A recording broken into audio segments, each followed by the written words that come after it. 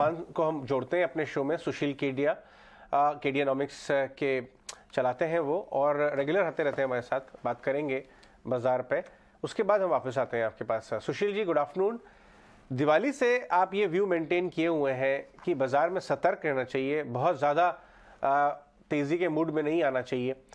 आपने stop loss अपना कहाँ पे लगा रखा है? क्या अभी आप अपने उस व्यू से अभी स्टैंड कर रहे हैं? कैसे चल रहा है वहाँ से? बाजार थोड़ा ऊपर गया, फिर नीचे आ गया, निफ्टी थोड़ा रिलक्टेंट हो गया है। इसको हम स्पष्ट करते हैं। बाजार, ज्यादातर लोग निफ्टी और बैंक निफ्टी को ही समझना उचित है, पर कभी परिस्थितियां ऐसी भी होती हैं कि लार्ज कैप स्टॉक्स कुछ और कर रहे हैं और लार्जर साइकिल पे बहुत सारे small cap stocks, mid cap stocks पे हो सकता है 22,000 की निफ्टी की चाल ऑलरेडी शुरू हो गई हो। मैं इसको और बाद में थोड़ा एक्सपैंड करूंगा। तो पहले चूंकि निफ्टी और बैंक निफ्टी पे ही हमारा मन हमेशा अटकता है, सभी का अटकता है और उचित भी है।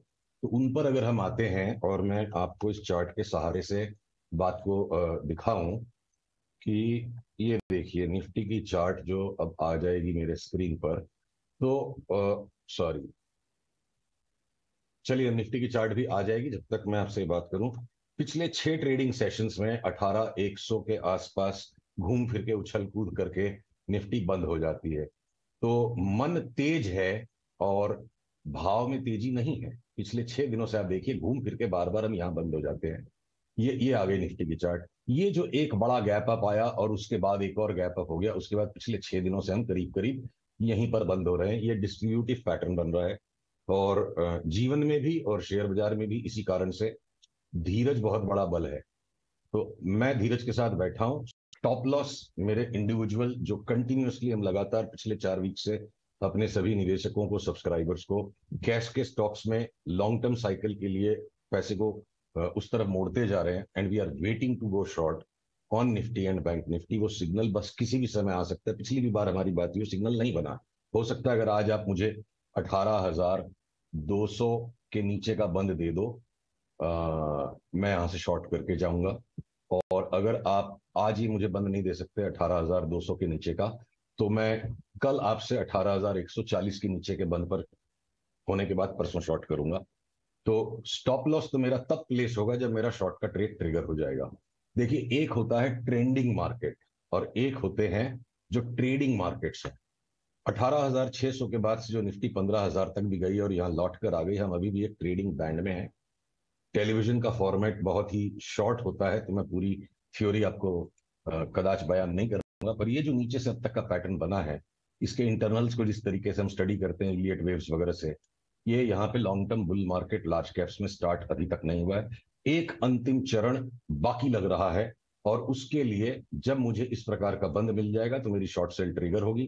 पहला पड़ाव मेरा 17,200 के आसपास होगा। अगर वो टूट गया तो फिर हम 16,000 को देखेंगे, वो टूट गया तो और नीचे भी देखेंगे, और नहीं टूटा तो हो सकता है कि 17,000 जाके वापस हम एक और नया हाई भी बना दे। तो ट्रेडिंग का गेम अलग है। पर हमें इस वक्त बहुत तगड़ी और मोटी मलाई बहुत सारी संख्या में non index, non F and O stocks पर दिख रही है, जहां धैर्य का, धीरज का 6 महीने से साल भर का अगर आप सौदा करो तो 50% से लेके 100% तक बढ़ सकने वाले बहुत सारे शेयर्स के अब पैटर्न्स बन चुके हैं। और कोई जरूरी नहीं है कि पूरा स्टॉक मार्केट एक ही दिन में टॉप होगा और एक ही दिन में बॉटम होगा। साइकिल्स सबके अलग अलग हैं। बिल्कुल, आपका पॉइंट मैंने लिया, इसलिए मैं आपसे बैंक निफ्टी में व्यू नहीं लूंगा।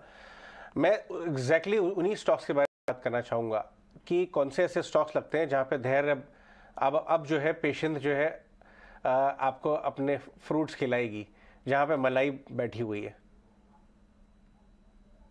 टाइम लगेगा जिनको इंट्राडे का सौदा करना और इंटर वीक का करना है, उनके लिए वार्तालाप का यह हिस्सा कदाच बहुत ज्यादा उपयोगी नहीं होगा। और उन नहीं, स्टॉक्स मैं की आपसे कुछ, इंटर वीक और इंटर डे पूछता ही नहीं हूँ। मैं हाँ क्लैरिफाई हाँ, कर दूं, मैं नहीं सिर्फ पर आपसे कुछ लोग, पोजिशनल ले पर रहा हूँ, कुछ एक दो आपके महीने, 6 महीने, एक साल का व्यू। कुछ आपके दर्शक फिर भी वो इंटरप्रिटेशंस खोज के ट्विटर पर परेशान नजर आते हैं, तो उनके लिए मैंने एक ये कैविएट रख दिया। और देखिए, उन स्टॉक्स के बारे में हम बात करें उसके पहले एक महत्वपूर्ण बिंदु आपकी परमिशन से मैं रखना चाहूंगा। जब पिछला प्रेसिडेंशियल इलेक्शन हो रहा था और जहां सारे संसार के वित्तीय बाजार डोनाल्ड ट्रंप के वापस जीत के आने की आशा में थे और वो नहीं हो पाया, और बड़ा आकस्मिक तरीके से, बड़ा आश्चर्यजनक तरीके से ये रिपब्लिक से डेमोक्रेटिक प्रेसिडेंट जो हो गया, चार्ट्स उस टाइम पे भी बड़े टॉपी थे, और एकदम से वो टॉपी चार्ट्स में भी वो पॉइंट ऑफ इन्फ्लेक्शन बन के बड़ा फ्लेयर अप ऊपर आ गया। अब अगर आज के चुनावी नतीजे, जो आज का जो चुनाव वहां चल रहा है, उसके जो नतीजे अब आशा कर रहे हैं कि लोग अनुमान लगा रहे हैं कि अब दोनों हाउसेस रिपब्लिकन्स के हाथ अगर चले जाते हैं, और आज यहां पर भी बिक रहे विश्व के बाजार बड़े टॉपी से हैं, तो बहुत सारे डायनामिक परिवर्तन आ सकते हैं। जो डॉलर इंडेक्स में बड़ी बुरी तरह से कुटाई हुई है लास्ट कुछ दिनों में, वो मुझे अभी भी एक छलावा प्रतीत होता है। और संभव है जहां आप 110 के ऊपर वापस चले गए, सारी तेजी लार्ज कैप्स की एक बार फिलहाल के लिए पोस्टपोन कर दीजिए अगर आप शॉर्ट नहीं भी कर पाते हैं। ये 110 के ऊपर गया हुआ डॉलर इंडेक्स 116, 17, 18 कुछ भी हो सकता है। ऐसी परिस्थिति में S&P 500 को 3,031 तक भी लुढ़कना पड़ सकता है। तो ट्रेडिंग के अंदर में टेंटेटिव कॉल्स होते हैं, स्टॉप लॉसेस रखने पड़ते हैं। और अब आते हैं हम अपने छोटे स्टॉक्स की तरफ।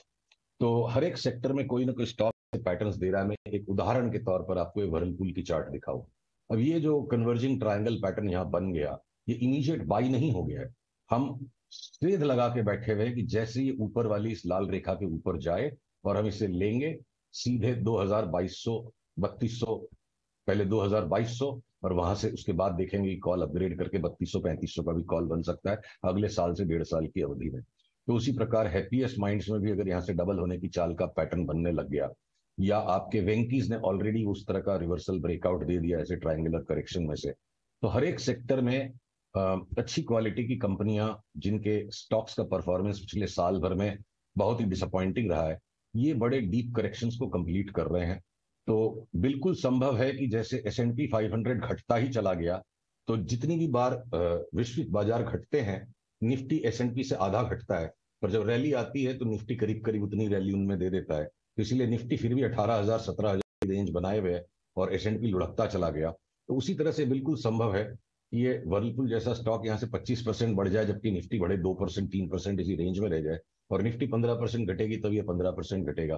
तो निफ्टी के बॉटम का इंतजार करना, बाकी के पोर्टफोलियो को रिकंस्ट्रक्ट करना या पोर्टफोलियो में नए स्टॉक्स को डालना ज्यादा समझदारी का काम नहीं लगता है। सारे स्टॉक्स एक साथ न तो टॉप बनाएंगे ना बॉटम बनाएंगे। आपसे जल्दी से कुछ चार्ट चेक्स ले लूं सुशील, जो बाजार के लिए इंपॉर्टेंट है और काफी रुचि है। जैसे रिलायंस है, लास्ट एक महीने में रिलायंस ने बाजार को काफी सहारा दिया। इनफैक्ट अगर थोड़ा लंबा देखें तो 2300 वाला ऑलमोस्ट 2500, 2600 आ गया। इस पे क्या व्यू बन रहा है, अगेन 6 महीने प्लस वाला व्यू? इस वक्त चार्ट जिस पॉइंट पर है, ये देखिए आगे रिलायंस की चार्ट, ये सबकी अग्नि परीक्षा ले रही है ये चार्ट इस वक्त। आप अगर इन पैटर्न्स के ऊपर चलो, ये देखिए कैश की चार्ट है, मैं इसको फ्यूचर्स में ले लेता हूँ।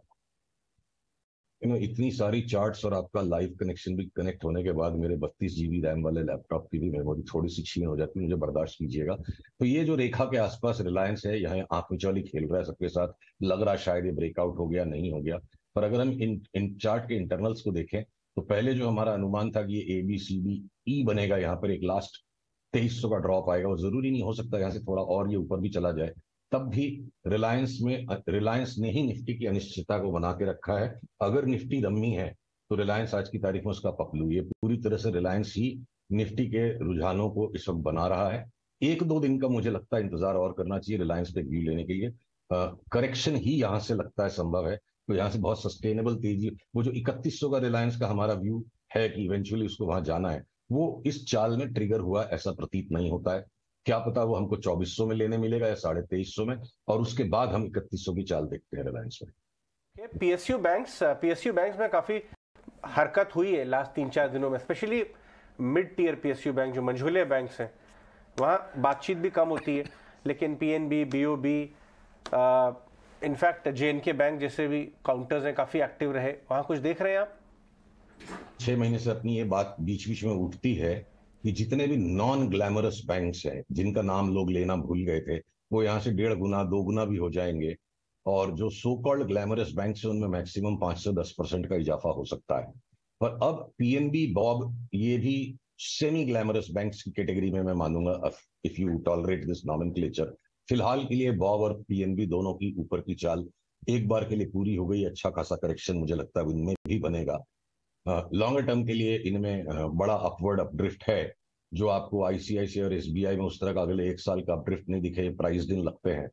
पर अगर एक और बैंक का मैं चलते चलते मैं नाम ले लूं, बाकी बाजार पे जितनी भी मैं सतर्कता लार्ज कैप्स में रख रहा हूं, एक बैंक है in the so called larger bank जिनमें काफी ट्रेडिंग होती है, बंधन बैंक, जिसको अभी भी जो इस बाजार की तेजी के साथ पार्टिसिपेट ही नहीं किया और इस पूरे तेजी में करेक्शन करता चला गया। ये counter trend, counter intuitive stock है।